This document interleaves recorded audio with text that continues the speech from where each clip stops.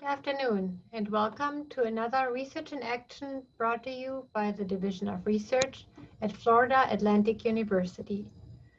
It is my great pleasure to welcome you today to another session in our series, which is a weekly series, always on Thursdays at 1 p.m.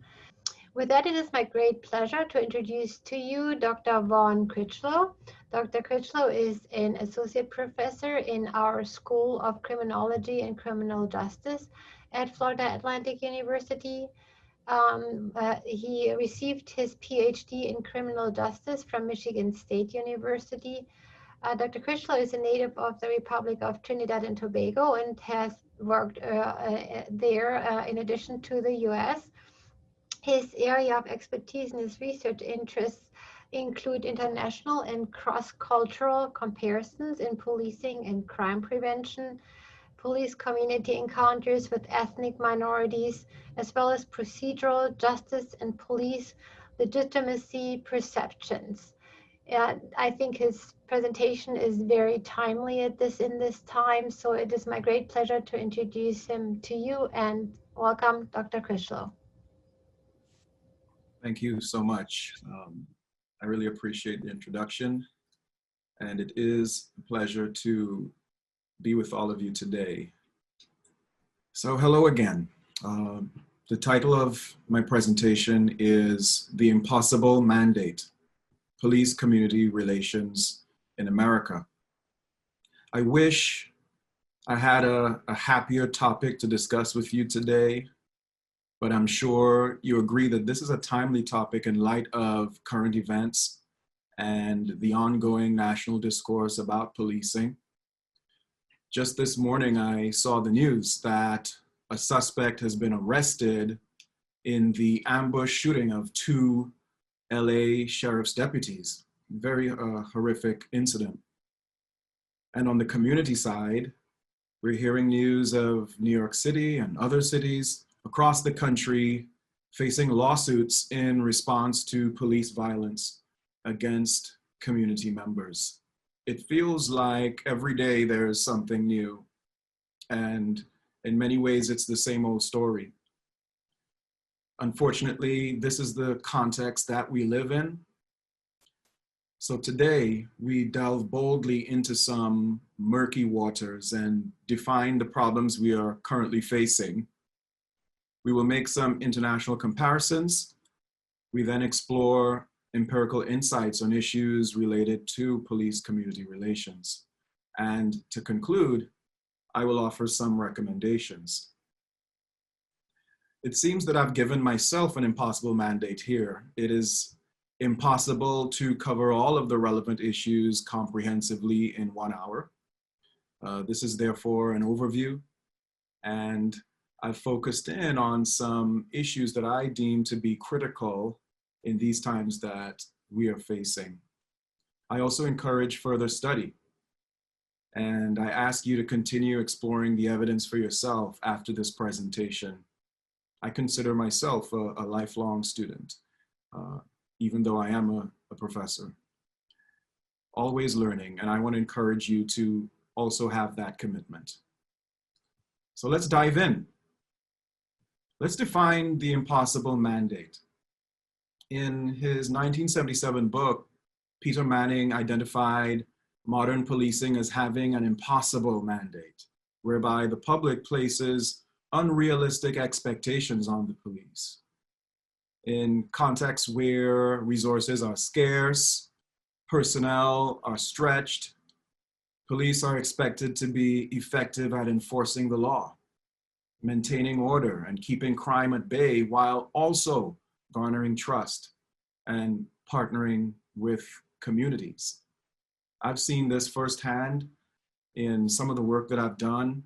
For instance, in the city of Detroit, I spent a considerable amount of time there, Detroit, Michigan. I'm sure you're aware of the challenges that this city has gone through in terms of losing the economic mainstay, in terms of the many jobs that were lost in the economic downturns over the years, as well as losing job opportunities in the automobile industry and manufacturing sectors put a lot of economic pressure on the city. And there were also the phenomenon of many middle-class residents leaving. And this really put a huge burden on the city in terms of the loss of its tax base. And what you have is a police department that has been struggling and trying to deliver on this mandate. How do you deliver on this mandate? And they recently had a consent decree lifted in terms of what was placed on them by the DOJ, but they're continuing to try to break through. And many of the officers I spoke with were looking for opportunities elsewhere. Some of them love the city and live in the city, but how do you deliver on this mandate in the midst of an economic crisis? How do you do this when your resources are stretched? How do you enforce the law, protect and serve, and also increase trust in the community? This is a challenge. And I submit to you that this is a challenge that police cannot face on their own. Back in 1936, August Vollmer said the following, and I'm sure you will appreciate or pick up the biblical references here. And we're talking about the 1930s, and it feels like we're still talking about this today. The citizen expects police officers to have the wisdom of Solomon, the courage of David, the strength of Samson, the patience of Job, the leadership of Moses, the kindness of the Good Samaritan, the faith of Daniel, the tolerance of the carpenter of Nazareth, and finally, an intimate knowledge of every branch of the natural, biological, and social sciences. If he had all of these, he might be a good policeman. And of course, this is the language that was used then. We talked about policemen, gender issue there. But having all of these characteristics, what a very difficult mandate it is for a police officer in these times. And this is heightened by the need to deliver this mandate in perilous times. And indeed, we're facing perilous times today. American policing is facing a confidence crisis. This crisis is due to high-profile incidents involving the death of young Black men in particular. We know the names: Michael Brown, Philando Castile, Walter Scott, Tamir Rice, and it goes on and on. Police-community relations are in jeopardy due to this crisis. We have over 18,000 police agencies in this country, so it's not a centralized police force. Agencies across the country, and so their needs differ in many ways based on the communities that they serve. But there are a lot of things that are in common.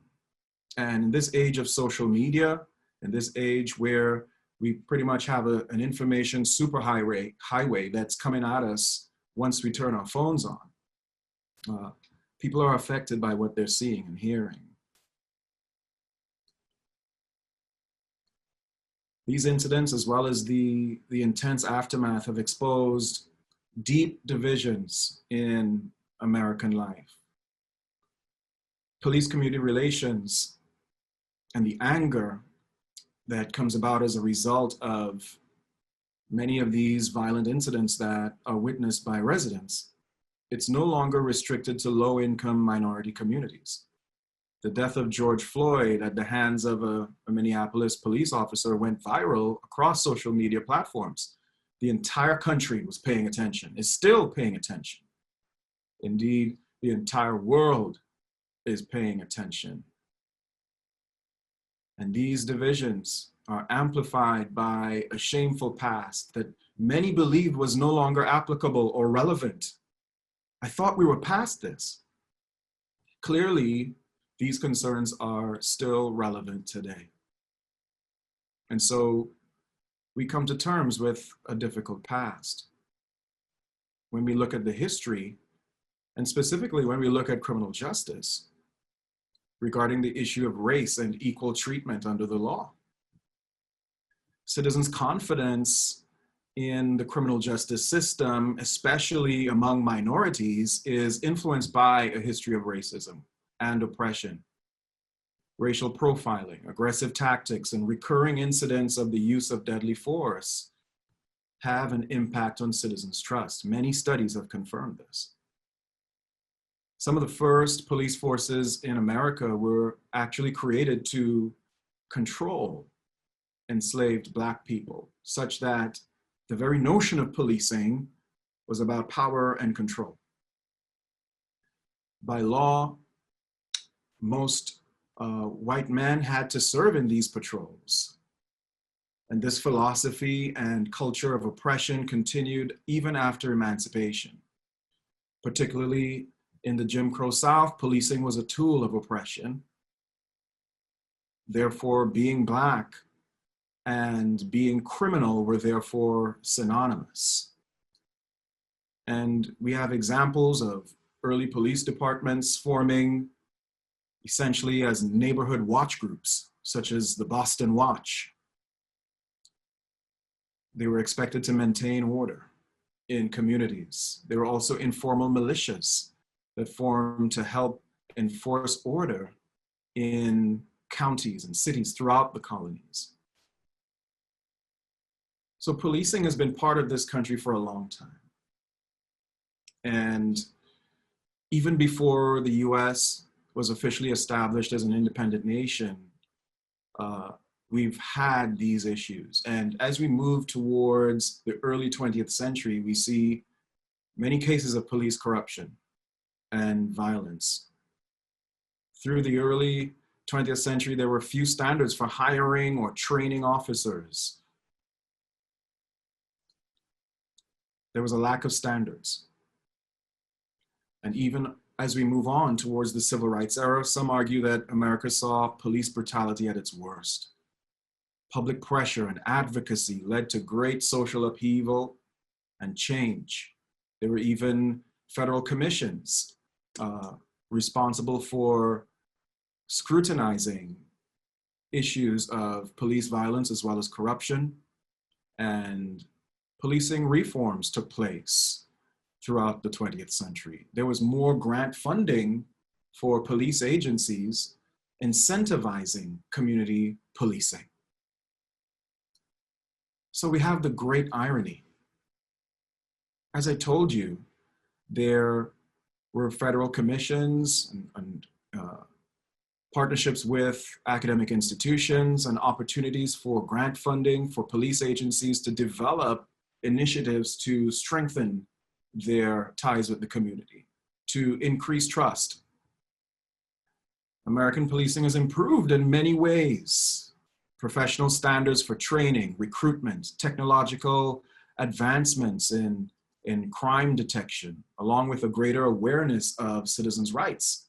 Yet, ironically, the confidence problem persists. And there are mass demonstrations happening in our cities, quite similar to what was going on in the 1960s. The longstanding confidence gap in attitudes towards law enforcement is largely explained by racial differences in perceptions and experiences. And according to the Cato Institute, in 2016, 40% of African Americans, 59% of Hispanics have a favorable view of police, while 68% of their white counterparts have a favorable view of law enforcement. And this has been fairly stable across decades. Black Americans are also far more likely than whites and Hispanics to believe that police are too quick to use lethal force. These differences are more pronounced in urban settings. This reinforces the notion that residents in predominantly Black communities view police unfavorably due to direct or vicarious experiences of injustice. By vicarious, we're talking about my friend, my relative experienced or had a negative experience with a police officer. And this affects the way in which the community perceives the police. And there have been aggressive tactics that many agencies have employed, such as the use of stop, question, and frisk, sometimes referred to as stop and frisk, crackdowns in hotspots, along with a range of zero tolerance approaches to address misdemeanors and minor offenses. Police brutality and the unjust use of lethal force can explain this animosity that many have towards the police. And so there are troubling racial disparities.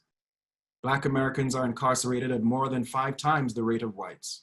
In 2016, Black Americans comprised 27% of all individuals arrested in the US, double their share of the total population. Black youth accounted for 15% of all US children, yet made up 35% of juvenile arrests in that year. And what might appear at first to be a linkage between race and crime is in large part a function of concentrated disadvantage. This is far more common for Black Americans than for other racial groups. This accounts for a substantial portion of Black Americans' increased likelihood of committing violent and property crimes, particularly within certain contexts. While there is a higher Black rate of involvement in index crimes, as in crimes on the streets, we cannot overlook the fact that communities of color are disproportionately victims of crime. Often we don't talk about victimization. We must also acknowledge structural disadvantages and the ways in which the effects of urban poverty generate high crime environments. So looking from the micro to the macro, the persistence of disparities and the failure to curb aggressive policies against the low-hanging fruit, those index crimes I was talking about. Some argue that this is an example of the prevalence of bias in our system, that if we allow these things to persist, what excuse do we have? More than 1 in 4 people arrested for drug law violations in 2015 was Black. Although drug use rates do not differ substantially by race and ethnicity, and drug users generally purchase drugs from people of the same race. Blacks were almost 4 times more likely to be arrested for marijuana possession than whites, even though their rate of marijuana usage was comparable. And of course, we have Ferguson, Missouri, the killing of Michael Brown and the aftermath, which involved demonstrations, and it was a very difficult time for our country, and we're still going through the effects of these things. And so the Department of Justice had an investigation and found that due to city officials, their growing reliance on municipal fines and fees, police officers and court officers were encouraged to deliver through aggressive enforcement of traffic violations and petty offenses. So what you have is the need to increase revenue for the city, determining the priorities of police. This was a problem. As a result, Black residents suffered a disproportionate rate of police stops, searches, and arrests. These were the findings of the DOJ. There are various data sources on police use of force that we could look at, but I have to say that there are great limitations to these data sources. We actually do not know how many people are shot by the police every year. Sure, I know that we hear numbers quite frequently, but we really don't actually know. And one of the reasons for this is that police agencies are generally not required to report use of force incidents. And in cases of voluntary reporting or freedom of information requests, often a lot of details are left out that could help us to truly understand what's happening. And many agencies, it doesn't serve their best interest from an organizational standpoint if it is that there are things they don't want to share with the public. So you have the police public contact survey, and this occurred between 2003 and 2013. during the New York City Stop, Question, and Frisk program, where there was a lot of scrutiny of this program. There was the Police Data Initiative, Task Force on 21st Century Policing under the previous administration. They asked several police agencies to report data on use of force incidents. And while much of that data was useful, this is not a nationally representative data source. And the program was discontinued. You have the Washington Post and several other news outlets and even private individuals who are using open source data on reports of police violence. You have the FBI's National Use of Force Data Collection, which is an initiative that they've been trying to get this off the ground, but there's been no reporting as of yet. And of course, as I mentioned previously, freedom of information requests. So research on police use of force is impacted by those limitations of those data sources. The research on officer-involved shootings and racial bias is therefore fraught with difficulties. Findings are mixed in the absence of comprehensive police use of force data. But I just want to mention several findings. 26% of civilians killed by police shootings in 2015 were Black, even though Black civilians comprised only 12% of the US population. So this is what we're talking about in terms of disproportionate impact. So while you will hear reports that members of the white population, those who identify as white, are more frequently killed by police, they represent a much larger proportion of the population. And so you have to look at proportions. Proportions are extremely important. Another finding, and this was from David Johnson, a social psychologist out of the University of Maryland, that there was no evidence of anti-Black or anti-Hispanic disparities across shootings when examining his data sources. And there's also Fryer, who some of you may have heard of, a Harvard economist, who looked at these issues across multiple data sources and found that when officers report civilians have been compliant and no arrest was made, that Blacks were 21% more likely to endure some form of force, which is an interesting finding given that much of the attention is paid to the fatalities, and understandably so, but these do not represent the universe of use of force incidents. What about those incidents in which there was no fatality? Yet, on the most extreme use of force, officer-involved shootings, racial differences were not detected. And of course, we need to explore this further in that we need to look at comparison groups. We need to be able to compare incidents in which fatalities occurred to those where fatalities did not occur, to see whether or not there are contextual differences. Often we don't even know whether or not the resident, the civilian, resisted arrest. We didn't know the circumstances of the engagement. We are missing demographic information. Yet Fryer's finding was that when officers report that civilians have been compliant and no arrest was made, that Blacks were 21% more likely to endure some form of force. So there are challenges in drawing inferences about the broader population. But what we're starting to see here is that this is definitely a cause for concern, that this is worthy of further study. And there's this whole issue of perceptions. There have been so many cases of perceived injustice. We have these recent cases of Ahmaud Arbery in February, an unarmed 25-year-old Black man pursued, fatally shot while jogging.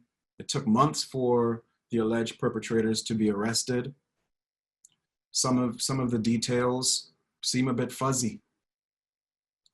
The Breonna Taylor case, 26-year-old Black woman in Louisville, Kentucky, died after being shot several times by police officers who forced entry into her home. The investigations took months, and the outcome of grand jury deliberations, which of course happened behind closed doors, was disappointing to many.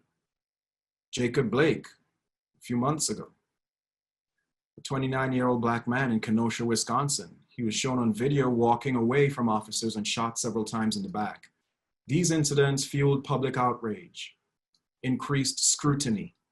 It impacted public perceptions of police legitimacy. They also led to more public advocacy against racial injustice. And of course, when we talk about police legitimacy, we want to know, do people trust the police? Do they see them as a legitimate authority? Do they see them as having the moral authority to make decisions on behalf of the community? There is a pragmatic perspective to such incidents. One might argue that it's not even relevant whether a cop is racist or not. Continuing to aggressively and recklessly police disorder and policing minor crimes and misdemeanors in this way will ultimately make it harder for police to do their jobs effectively. So the police lose the battle, and policing does not work if the community does not cooperate. The community loses as well. So beyond the issue of individual officers' perceptions of race, we have a problem. And it reminds me of an extrajudicial killing in Trinidad, where I was born and where I lived for many years. Trinidad and Tobago is a twin island republic in the Caribbean. I recall back in 2004, there were protests in a small working class community following the death of a mother at the hands of the police. Remember, she was 41 years old.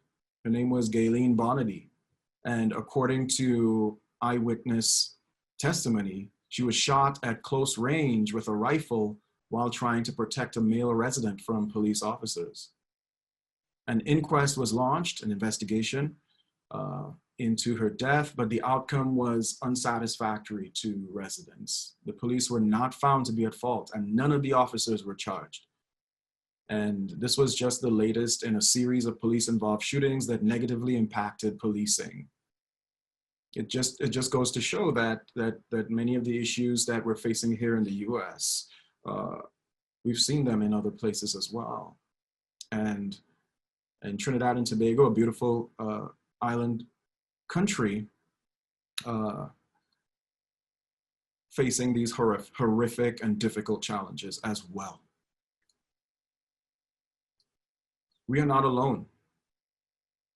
Such public advocacy as a result of many of these incidents also occurs in other countries. For example, in France, the French authorities are grappling with their own crisis of confidence. You have calls for justice for Adama, Je suis Adama, during demonstrations in a North Paris suburb over the death of Adama Traore, a 24-year-old Black man who died in police custody.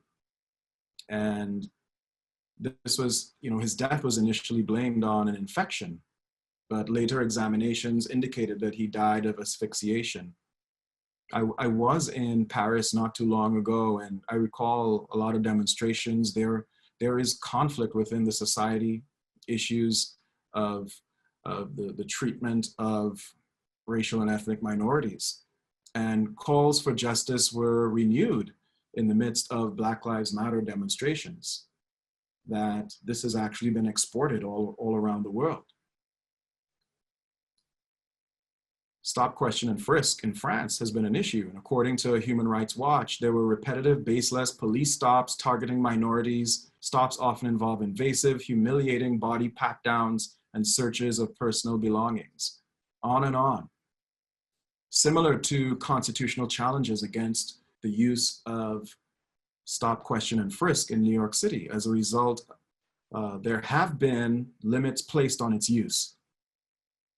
But there are parallels. And some of the research that I've been conducting with colleagues we see that police officers, and we've conducted some of this research in Florida, they still believe in the usefulness of stop, question, and frisk. And they pull back due to the increasing public scrutiny, but many of them feel that the perceptions towards them are largely unfair. We see also in Australia, and I happened to be there last year in Melbourne, a beautiful city, but you know, they've got problems too in regard to the policing of so-called African gangs. There were many allegations of excessive use of force by police against Australia's South Sudanese communities. And the positive experiences seem to be overwhelmed by all of these very alarming incidents of discrimination, of unexplained stops. And one researcher, Leanne Weber, she's affiliated with Monash University in Melbourne. She said that, you know, in terms of her findings, during an arrest, a young Black man was asked whether the handcuffs reminded him of when you were back on the boat. Another claim that the police often said, "You guys are aliens, you don't belong here." And of course, there have been Black Lives Matter protests across Australia. So there are immense challenges for police leaders around the world. They must now contend with issues related to globalization and all of these socioeconomic changes that have been going on, including patterns of migration. So we're talking about the policing of immigrants, as well as technological changes. How do you deal with all of this technology? How do you deal with social media? How do you deal with citizens with phones pointing at your face, recording? There are concerns about biased news reporting, false pronouncements, or fraudulent news, otherwise known as fake news, which, you know, is a term we hear a lot today, that condemn police officers based on little evidence. So this is policing perspectives here. And concern regarding a Ferguson effect, where police were experiencing low morale, becoming despondent and engaging in depolicing or pulling back. And many of the officers that we have surveyed express this, that there are concerns about this. Concerns that officers would withdraw from encounters with citizens and choose not to take charge of situations where the use of force might be appropriate. This might be the best way to go, but maybe I shouldn't use force.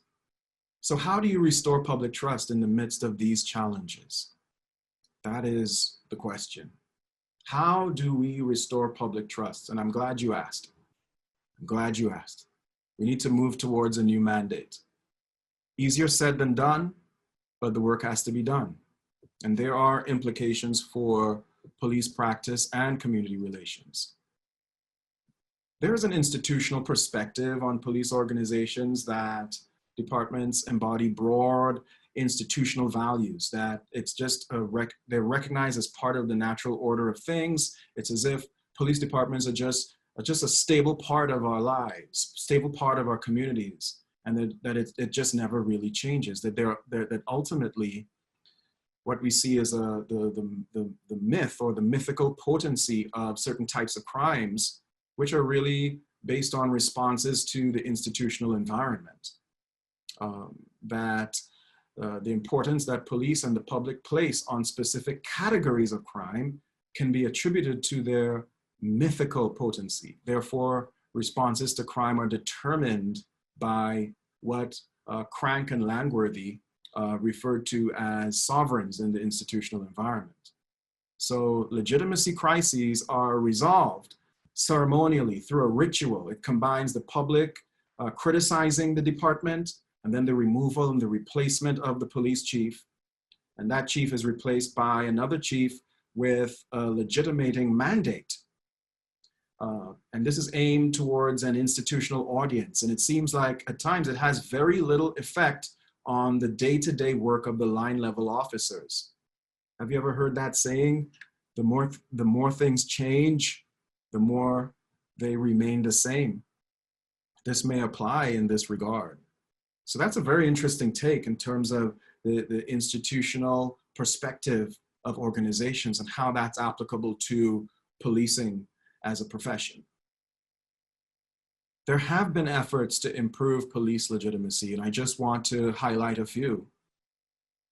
In regard to police accountability, we have the Color of Change that has been advocating for comprehensive public national database, a database that tracks and stops arrests and use of force incidents, that it's going to track these incidents, that it's going to provide a clearinghouse for leaders and lawmakers to identify patterns of misconduct and then hold police accountable.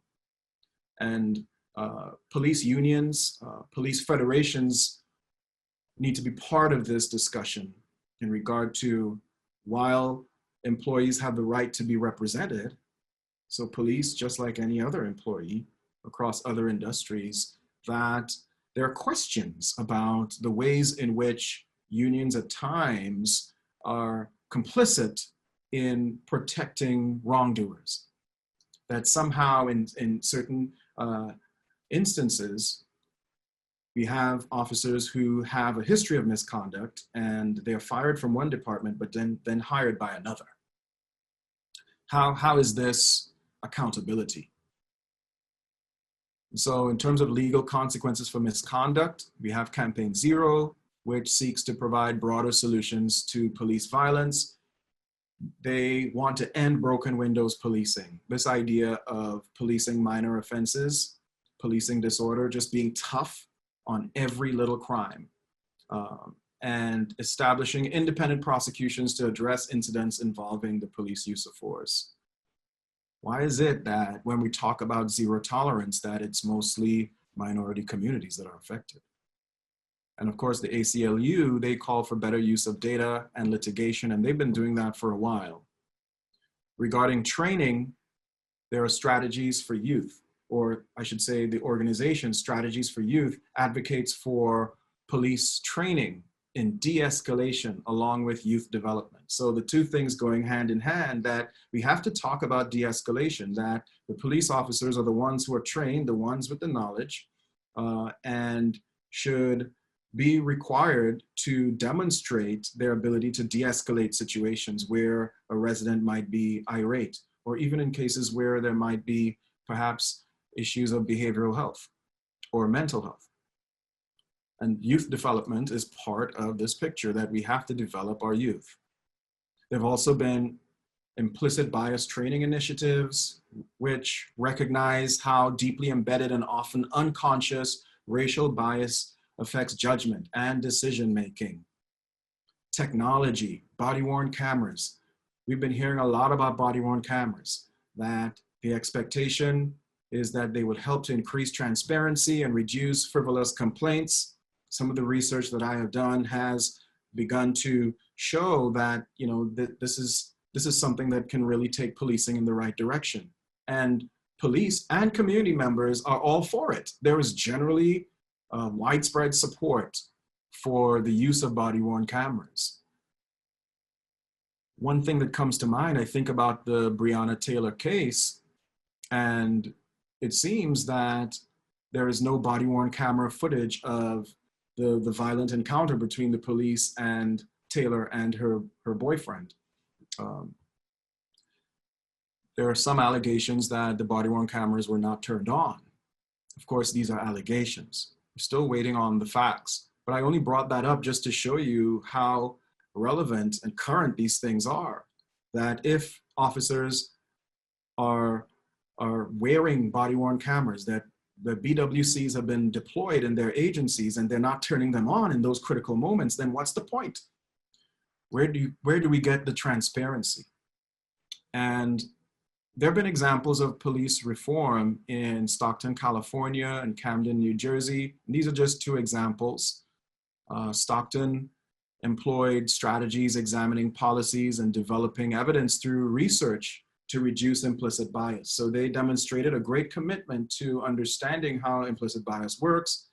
And they've also committed to enhancing procedural justice and promoting racial reconciliation. And there has been an increase in public trust over a period of time. But under the 21st century policing initiatives, There's only so much funding that's available. What happens after funding runs out? Also, there needs to be more research on the impact of implicit bias seminars and courses. How do officers actually apply this in their day-to-day lives, their day-to-day jobs? What do they do on the jobs that reflects a change in thinking? Has implicit bias training really helped policing? It's a question that's not yet been answered. We also have Camden, New Jersey, and I lived there, well, I lived in New Jersey for a while, lived close to Camden County, and this is an example of how community persistence can lead to meaningful change. Now, there are people who cite this as an example of abolishing the police. Here's an example of how abolishing the police can work. That Camden, what they did was that they dismantled their policing, the city policing agency, and reframed policing as a public safety, a county-wide public safety department. And look at the results. Look at the reduction in crime. Look at the increase in community trust, and so forth. However, I believe that this is a mischaracterization of what has occurred in Camden, that if we examine this case really closely, what we'll see is that after the department was dismantled or broken down, that what they had in its place was, in effect, conducting business same as usual. And there were a lot of problems that persisted, and it was only through community advocacy that meaningful change was brought about. And so the police force they were forced to adopt new policies and in fact reduce the use of force that was unnecessary in many cases. And so they've enjoyed some positive results there. And there's been a shift in terms of how policing works there. It remains to be seen whether they can sustain these results. I would like to recommend a comprehensive procedural justice plan that the fairness of the process matters, to foster collaborative approaches based on shared values between police and community members. And there are one or two international examples of agencies trying to move more towards a procedural justice model. We have in Germany, where the police agency, their recruits actually have to go through several years of training on issues, not just dealing with law enforcement, but issues pertaining to the treatment of citizens and how to conduct their daily tasks. In comparison, when you look at the United States, generally speaking, 21 weeks. In 21 weeks, you become an officer. And often there's no in-service training. And it's really, it differs across agencies, and there's just no consistency in what type of training and in-service training we require police officers to have. And so a comprehensive plan should be based on the principles of procedural justice, often referred to as the 4 pillars, which are fairness in the process, transparency in actions, opportunities for voice, and impartiality in decision-making. Changes in how police organizations measure, manage, and reward procedurally just behavior is needed to secure more support from officers. So there needs to be buy-in. These changes have to impact line-level officers. Else, how will we really see real change? They're the ones that are meeting residents on the streets. And that support needs not only to come from line-level officers, but also supervisors. It's very critical that supervisors buy into this process, where it's not just about, okay, I'm attending another seminar, but what you have is organizational change that's happening. Procedural justice initiatives must be coupled with organizational change. There's also a need for local government and private sector agencies to form partnerships. It's not just a public sector issue. These partnerships can promote community-informed approaches such that there's a public and private investment. So really what we're presenting here is beyond what do the police need to do. It's about what can we do together across agencies.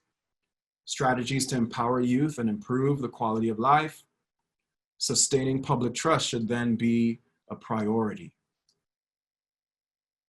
It would be very difficult to propose and invest in police reform if the quality of life in terms of community members and whether youth are empowered, if that is not addressed as well.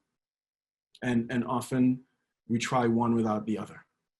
And we've seen the results. Also, public health partners can help a great deal in identifying and treating at-risk individuals in crime-prone areas. I'm a big advocate for public health initiatives. A health-informed or a healthcare-informed response, it can be much more appropriate and transformational than a criminal justice response. There are many calls for service in which a traditional law enforcement response is not required. As a matter of fact, it might even be harmful. And so it is really critical that we get our healthcare systems to coordinate with our criminal justice efforts, as it were. And there are recent partnerships that I'm involved in Palm Beach County, for instance. I'm involved in a violence prevention task force with the Palm Beach Sheriff's Office, the Behavioral Services Unit, and the Southeast Florida Behavioral Health Network. And so what you have here is healthcare system working with a behavioral health unit that's housed even in a police department and trying to identify at-risk individuals within the community before they get to the point of being high risk or Baker acted. Let's try to intervene when they're low risk or medium risk. And we're talking about students, so youth in schools, as well as in the communities, that these partnerships are essential. So to conclude, I'd like to recommend that we take steps towards reimagining public safety or policing.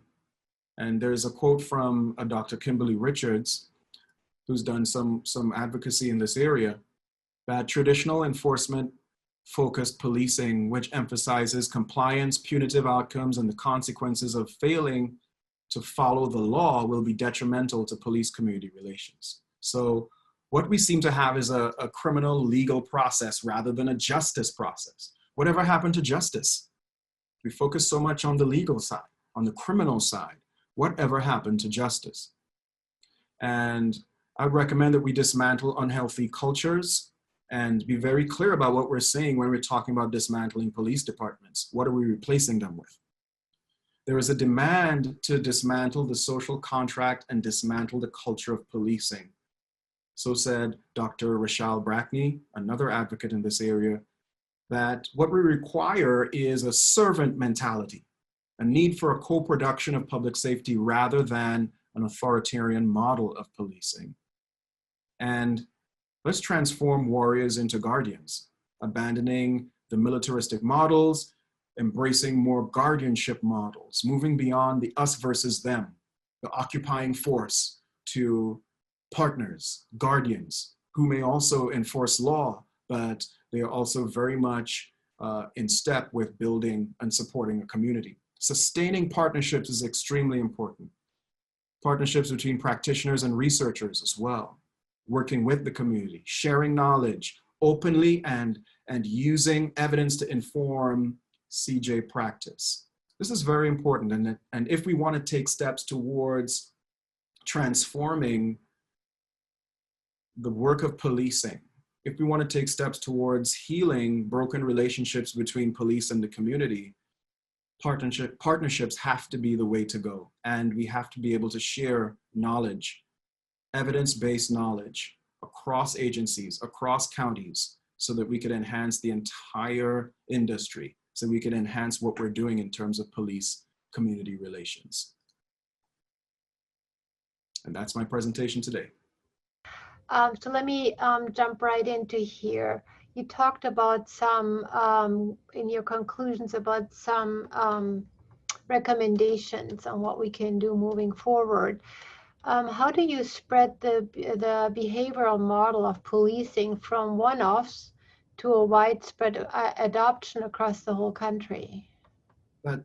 Thank you for that question. That's a very important question, and that is part of the problem that we have, that there are a lot of one-offs. You have funding that's available for a particular initiative. It incentivizes police agencies to engage or to apply, and then that's the end of it. Either the money runs out or there's a change in leadership. And of course, we have the politics. And so in very polarizing times, it's very difficult to even to continue impactful initiatives across administrations. So if we can't even do it across administrations, how are we going to do it across agencies as they change, as they evolve, and as they change in leadership? Huge question. I'm answering the question with a question. But I think that there is a silver lining in terms of agencies partnering with each other, that the ways in which agencies approach each other and are transparent about their weaknesses is clearly needed. And so part of the crisis is a crisis of leadership. So the types of leaders, the types of people that we put in place is critical in terms of the sharing of knowledge across agencies. And some of that is going on between Palm Beach County and Broward County, and I've started to see that. But if we could reproduce that on a larger scale in terms of agencies communicating with each other as they partner with academic institutions, as a result of the findings that emerge from the experiments and the various types of evaluations that go on, then we could export the knowledge. And how we export it is extremely important. And one more thing, this is a long-winded answer, but it's very important.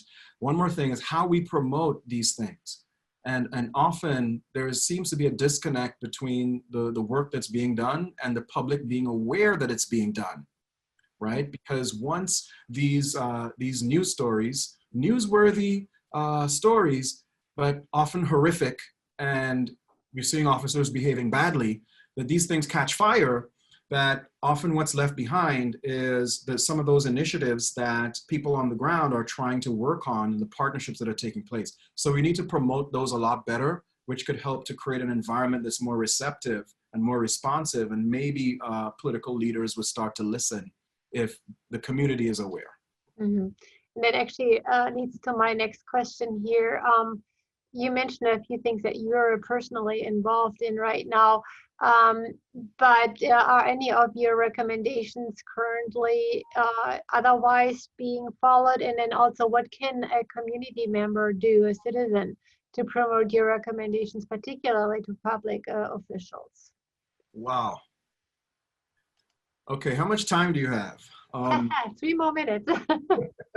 It's a mixed bag in terms of whether or not agencies, first of all, give opportunities for evaluators to present findings, and two, whether or not they actually listen to those findings, and whether it's they take those points as actionable points. I would say that it's been a mixed bag. I've had some pushback.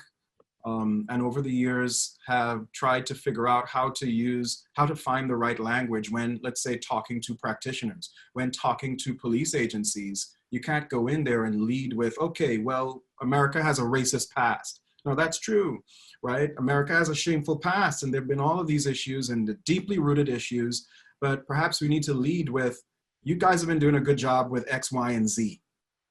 How do I know? Because I have examined this. I've evaluated this. You've been doing a good job with X, Y, and Z, but bad job with this. And here are the reasons why, right? And so being able to formulate the language properly has been key. In terms of what community members can do, I think that it's really important to write your legislators, put pressure on police agencies through your own advocacy. And, whatever happened to writing letters, right? That's, it seems like a thing of the past, but I think it's really important to do that, as well as organizing community meetings. Community meetings are so important, and inviting practitioners, inviting police agencies to those meetings. We'd like you to come and listen. We'd like you to come and listen. And I would say that most police chiefs would be receptive to that.